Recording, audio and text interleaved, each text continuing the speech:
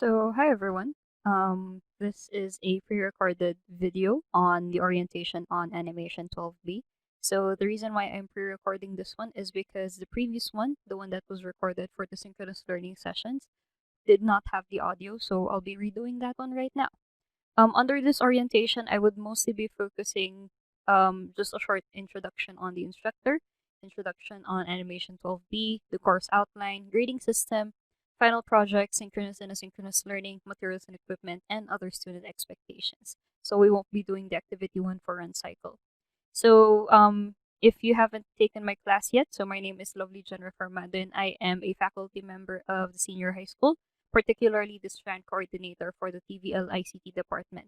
So you can contact me through email, Discord, and Messenger. Here are my consultation hours, and we also run the UC-SHS ICT department Facebook page. So if you would like to know some news more about how we're going to conduct the online distance learning, as well as some announcements about the trimester, then feel free to follow that one. Now let's have a short introduction for Animation 12b, particularly just a short introduction on the course, how different it is from Animation 12a, the course outline, grading system, and final project. So for Animation 12b, that mostly focuses on producing digital cleanup key drawings and producing digital in-between drawings. So you might see that it's quite similar to that of your previous one for Animation 12a, which is traditional cleanup key drawings and traditional in-between drawings. However, we also have other topics like, let's say, applications of in-betweening, so more in-depth applications that were not really discussed during your Animation 12a, a short introduction on effects animation, and also an introduction and how you're going to use the exposure sheet. So as you can see, there is a lot of similarities for your Animation 12a. The reason for that one is because essentially it is a continuation. So with that one, you can see a lot of the ideas, the concepts, the principles that we've learned when you did your Animation 12a, only now it has been turned into paperless animation. So with that one, the medium has been different, so you might need to learn some new aspects, some new techniques, you might need new software. However, the ideas, the concepts, the principles that we've learned for traditional cleanup and in-between drawings is still the same. So you will still need to remember those things. You might need to brush up on those if you have forgotten about them, because they will be necessary. For the course outline, we have our trimester divided into two parts. We have our midterms and our finals. So that would have 5 modules each. So for our module 1, the in-betweening for run cycle is essentially a continuation of your Animation 12a.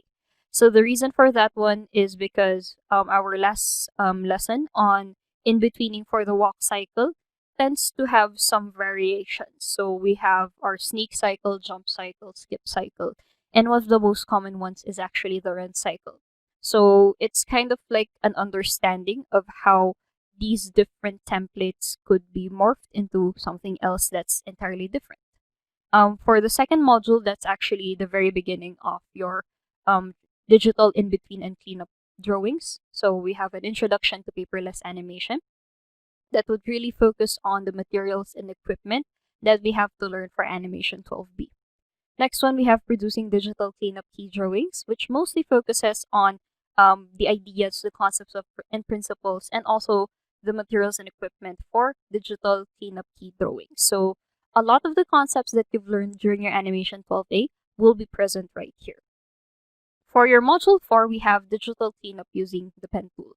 So if this were the face-to-face option, you tend to have two types of digital cleanup. So you have the pen tool, which is more accessible, and we have the freehand tool. So that might be a bit easier. However, it is necessary for you to either have a stylus and a touch screen, or one of those drawing tablets. So with that one, it is understandable that not everyone has a drawing tablet or a stylus, but everyone is able to do a pen tool as long as they have a desktop or laptop or even a smartphone or a tablet.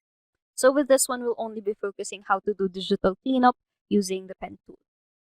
Next one, for the 5th lesson, we have analysis and redrawing for digital cleanup. So this is very much similar compared to that of your Module 5 for Animation 12a, because it basically tackles the same thing. only now it's done digitally or through paperless animation. For your finals, we have our Module 6 on producing digital in-between drawings. So again, it's very much similar to that of your Module 6 for Animation 12A, only now it's digital. Number 7 focuses on effects animation. So actually, there are two types of animation depending on its purpose and what you're supposed to draw. So usually, an animation studio would be divided to what you're supposed to draw. So the first one is the character animation, which is how you would move different characters. So that would be people, animals, anyone who is necessary or who will be acting towards the role.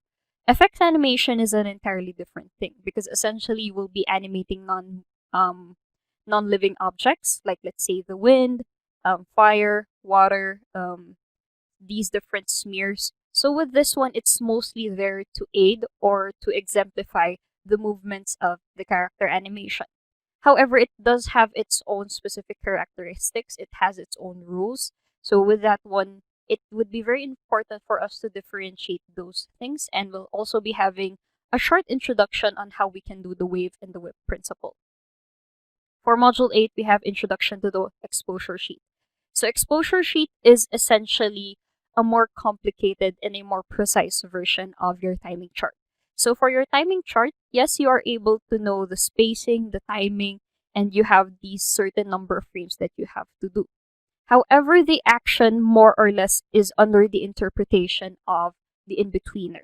So you have the movement for the main action, but you can have a separate timeline on how you do, like, let's say, different things like the eyes, maybe the hair, or any other secondary action. For exposure sheet, it has to be more precise. So you have the main movement. You also have what are the camera movements doing? What's your eyes? What's your mouth doing? What's your secondary actions doing? What's your hair doing? And so on and so forth. So all of those things are properly documented to an exposure sheet. So in terms of consistency and reliability of how something's supposed to move, an exposure sheet is much more efficient, but at the same time, it's a little bit more complicated to understand compared to that of a timing chart. For your Module 9, we have mouth codes. So mouth codes mostly focuses on the shape of the mouth when you are pronouncing something. So this is especially different especially now we're going to move on to your Module 10, which is lip syncing. So lip syncing is going to be one of your final projects or your actual final project, which will then encompass a lot of things, particularly mouth codes. So lip syncing, you would need to have an audio, and then based from the audio, you will have to match how the mouth moves with the with the proper timing for your lip syncing. And in particular, we'll be focusing on Western animation. It's a little bit more difficult for those ones because, first of all, if you're going to compare it with Japanese animation, first of all, Japanese animation doesn't necessarily have the budget to have a more accurate mouth code or a lip syncing. So tendency is that they would just have random mouth movements to kind of like emulate how a character is supposed to speak. Second of all, if ever Japanese people or Japanese animations do take into consideration lip syncing, it's a little bit easier because they tend to have more limited mouth movements. So how they pronounce certain syllables is more or less the same. So you tend to just have 5 vowels, a, e, I, o, u. Whereas, let's say for the English language, whether it be American English or British English or even Australian English, they tend to have a more complex way of how we pronounce things. So for example, how you would pronounce one vowel might be different according to how it's used. So like let's say how you're going to pronounce the letter A might be different from each other. So like let's say the word cat and the word farm has has A's, but they're pronounced in 2 different ways and they have 2 entirely different mouth codes. So that's the challenge for lip syncing. It's also one of the most difficult and one of the most tedious things to do because of the precision that's necessary for you to be able to achieve this. So with that one, we have the grading system. So for the grading system, first of all, we will not be having a quarterly assessment similar to that of what we did last trimester. So we have a lot of difficulties when it comes to logistics and how we're going to ensure the academic integrity. So your grades or the scores for your grade would mostly be coming from the written work and also for the performance task. So for the written work, which is 30%, would mostly be focusing on more surface level understanding of the concepts learned. So for this one, we would mostly be focusing on quizzes, self-checks with your module 1, most likely being a direct application. However, your understanding or your higher order thinking skills is going to be a little bit lower compared to that of your performance check, because yes, you are doing the direct application, but you are usually going to use a template specifically for your module 1. For your other modules, most likely they would be mostly quizzes. So with that one, it's more on how you understood the content in the modules. That is 30%. For your performance task or performance check, it's 70%. The reason why it's so high, it's because it is the direct application of your concepts, principles, and techniques. It's so much higher compared to that of your core subjects, which is usually 60%. So the very reason for that one is because you're essentially doing what you're supposed to do in the industry. Therefore, you would have to have a higher grade. Moreover, you might need to do some more understanding compared to that of what we have for the written work. So your modules 4, 5, 9, and 10 would have the guidelines of it, but not necessarily teach you step by step on how to do it. And now we have here our final project. So this is going to be for your module 10. It will focus mostly for your module 10. However, I'll be saying this as early as now because a lot of the topics that we have for Animation 12B will be culminating to this final activity. So your final activity is essentially a character monologue. So you have quite a number of things to do right here. So first of all, of course, you will be designing your own original character, which is mostly based from you. The reason why it's mostly based on you is because you will be doing an audio recording. So it will be your own voice. You'll be doing your own recording of a certain monologue, however long it may be. Next one is based from the recording, you will be doing the exposure sheet as well as the mouth codes for you to be able to put them all together to create a short monologue. So with that one, a lot of the modules or the majority of the modules that you have for Animation 12B and by extension Animation 12A will be very necessary for this one. So you have first, of course, the idea of paperless animation. You'll have to do cleanup, so your modules 3, 4, and 5 are very relevant. You'll also be having the idea of exposure sheet, which is discussed in your module 8, and of course, digital in-betweening for your module 6 and 7. We also have mouth codes for your module 9 for you to be able to create everything for your module 10 activity. So it's quite a lot of tasks to do, but not really because it's mostly just a culmination of everything that you've learned. Now we have here for online distance learning. So first of all, how we do online distance learning is through two types. So you have your synchronous learning and we have our asynchronous learning. For the synchronous learning, this is usually done every Mondays or Tuesdays. If ever there's a holiday on a Monday, it would be moved to Wednesday. If there's a holiday on Tuesdays, then it would be moved to a Thursday. So with that one, every single section has their own date and time, which is spanning from 1 hour, either Monday or Tuesday.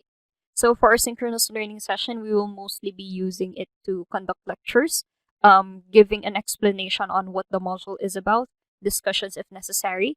Really important is the demonstration. So I'll be showing you how you're going to do some of the ideas in the modules and by extension, what you're supposed to do for the activity. And if you have any question, it could be easily answered through the Q&A sessions. So our main video conferencing tool will be Discord. For asynchronous learning is done beyond the synchronous learning hour. So this is usually done at your own pace and according to the student's internet connectivity. So you can do it in a number of methods. So one of which is modular instruction. So you are asked to download the module or read the module, understand the module, try to do some of the demonstrations or some of the steps that were placed there, and also do the activity that is asked of you. So this is mostly helped by the synchronous learning session.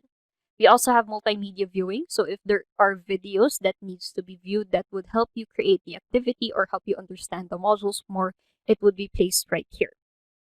For individual consultation, So if you have any questions when it comes to understanding the module, clarifications on how to do the activity, usually it would be placed under the individual consultation.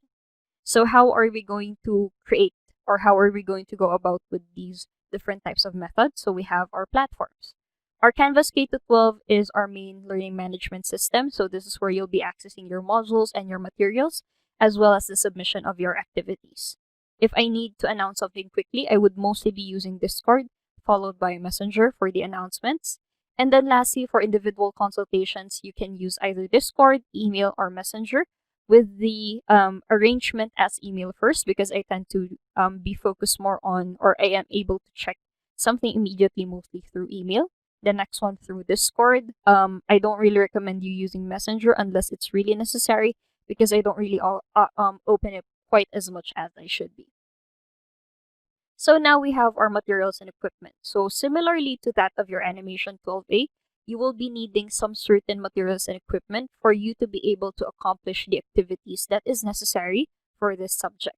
So since we're focusing on digital animation, the really important part right there is, of course, your devices. So your desktop, smartphone, laptop, tablet, either of those would work. We also have here compositing software. So you should have an application or a software installed that would allow you for application for you to be able to create animation. So here are just some of the recommendations. For Fire Alpaca, I've been told that it doesn't have a pen tool. So probably we might either remove this one or find an add-on, since Fire Alpaca is most likely an open source free software. So you can use either of these ones. You can also use some of these things that are not necessarily present in this list, but is more comfortable to you, and as long as you're able to do animation in them. Next one is we have also other computer equipment that would allow you to do the animations that you need. So since we're going to be doing cleanup, particularly pen tool cleanup, it's necessary for you to at least have a mouse. Technically speaking, you're able to do this with your finger, but it's going to be a little bit difficult. So if you have a mouse, a drawing tablet, or a stylus pen, it would be easier for you to do so. Lastly, if you still have your traditional materials like light boxes, your pencils, your animation papers, quote unquote, those are still useful actually.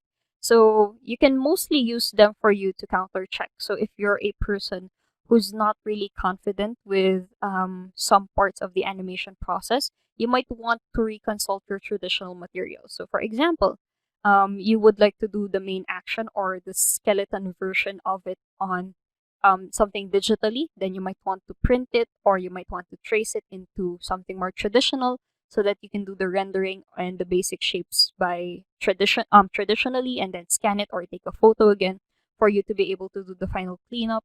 All of those are acceptable for you to be able to do, as long anything that would help make your animation process easier and more efficient. Lastly, we have our student expectations. So these are the things that I will be expecting of you for you to be able to follow within the course of this subject. So first of all is the attendance in terms of our synchronous learning sessions. It's not necessarily mandatory, but it's highly encouraged, because a lot of the demonstrations and a lot of the things that I'll be seeing in the synchronous learning sessions, it will most likely help you in doing your activities. Next one is for online activity. So we will mostly be using our Canvas K-12 LMS frequently for us to be able to do our modules, submit our activities, and so on and so forth. But if I need to announce something a bit quicker, then we might want to use Discord and Messenger. Also, if you cannot access Canvas through one form or another, it is recommended that you please contact me immediately so that we can have an arrangement. You're not really it's not really recommended for you to submit your activities just because, like, let's say one day you didn't have any electricity, or one day you didn't have internet connectivity. So with those kinds of areas, if you think na you don't have electricity, or if you don't have internet connection and the deadline is tomorrow, you can kind of let me know through Messenger, and then you can submit it at another day. I don't really want you to submit something through Messenger because that's a little bit messier logistically. So with those ones, please use Canvas K-12 LMS for everything for your LMS. If ever you cannot for one reason or another, please let me know. For the submission of activities, again, you will only be using Canvas K-12 LMS unless directed to if you cannot have proper internet connectivity. Also, another important part is for you to follow the instructions and specifications in the activity. So for this one, it's really important also for you to read the rubrics, the instructions, what's stated in the activity. So the reason for that one is because I would like you to have the highest possible score that you deserve. Because there are those types of students based from our experience from last trimester. There would be students who are really good in terms of animating, really good in terms of their character design, particularly the walk cycle, but they did not get a perfect score or a very high score because they got deductions. Probably they didn't write the timing chart, the time chart was incorrect, or did not place any labels or any other record keeping procedures. So with those things, if you don't read it properly, then you will get minus points that might not be unwarranted, but you just simply forgot it. So it's really important for you to have the instructions down. Also, for the rubrics, it's something that would really affect the scoring. So I would use that one as the sole reference of how I'm going to grade something. So how you attack or how you focus on qualities or parts of your animation would most likely be according to the rubric. Because to give you an example, for the walk cycle, there are students who didn't really focus on the walk cycle, but mostly focus on their character design. And there are some students who did not really focus so much on their character design, but really looked into the walk cycle. So for the students who really just focused on the character design, no matter how good your character design is, if the walk isn't right, then you will be having a lower score compared to a student who might not have the best drawing skill but has followed the animation instructions, who has applied everything that they've learned according to the rubric, then that would warrant a lot more score compared to someone who necessarily did not. So that's something that we have to take into consideration. Also, after I'm done with checking your activities, I was able to do this for your module 3, 4, and 5, but not necessarily for your modules 8, 9, and 10. Um, I do have comments when the activity is checked, so please counter check that. Also, if you think that your grades are a little bit suspicious, then you might want to counter check with your scoring. Last part for the student expectations, we have here a consultation with the teacher. So again, please use email first, then Discord, then Messenger if you want in terms of the order of how abrupt I would be able to reply. Next one, please follow the consultation hours if you really want a more direct response or a more instant response. So that is Thursdays, 12:30 to 5:30 p.m. unless I'm doing something else. And also, whenever we have our email or Discord or Messenger, it's really important for us to follow proper and respectful communication guidelines. If you need to be able to state it properly, your concerns properly. Personally, I don't really like someone who um starts off with the conversation na, ma'am, pwede ba magtanong, or ma'am, can I ask you a question? So I would like you to be a little bit more direct. I would like your responses or your questions to be a bit more precise. So I don't really need a long rambling story unless you are warranted to. So for those ones, let's try to keep it short because all of our time is pretty much precious. Lastly, for academic integrity. So academic integrity mostly focuses on how objective and how honest you are when it comes to doing your activities.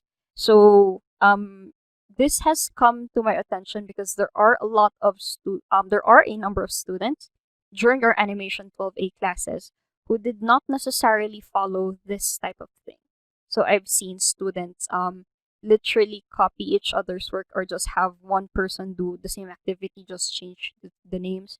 There are some students, there's this one student who exactly just submitted what his classmate created to the point that he did not even change the name of the student.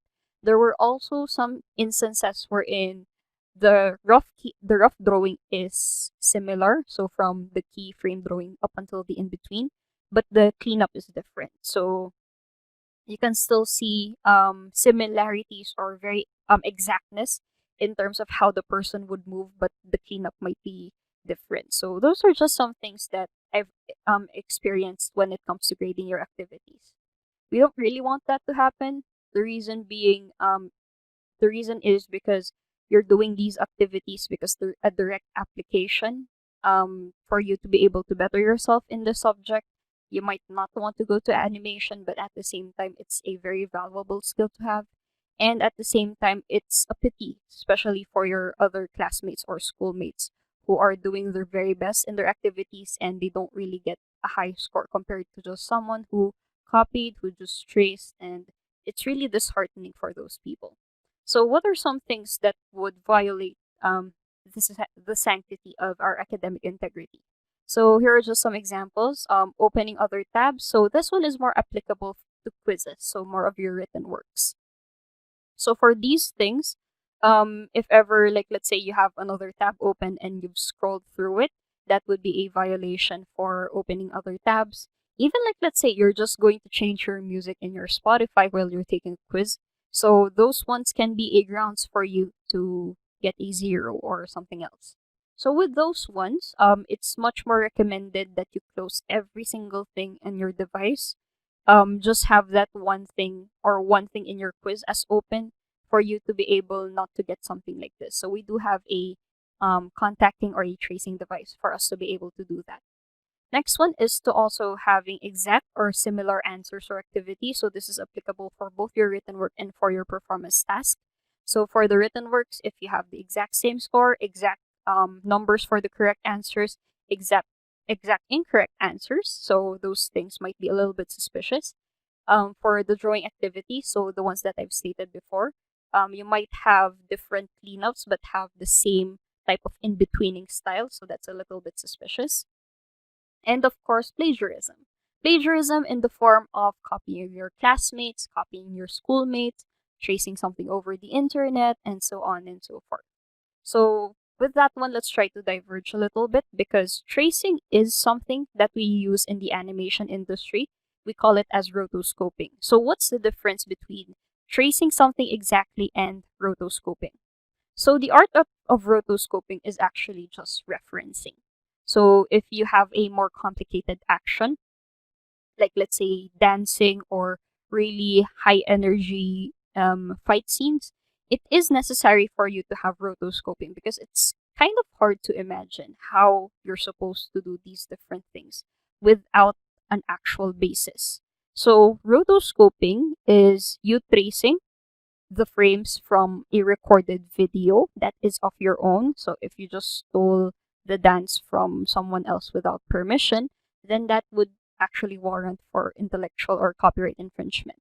So if you just trace your own activity or if you trace your own video or if you trace a video that you have permission for, either that would be either free use or you actually ask permission. So you trace that and you kind of use that to study how the action or how the animation should work.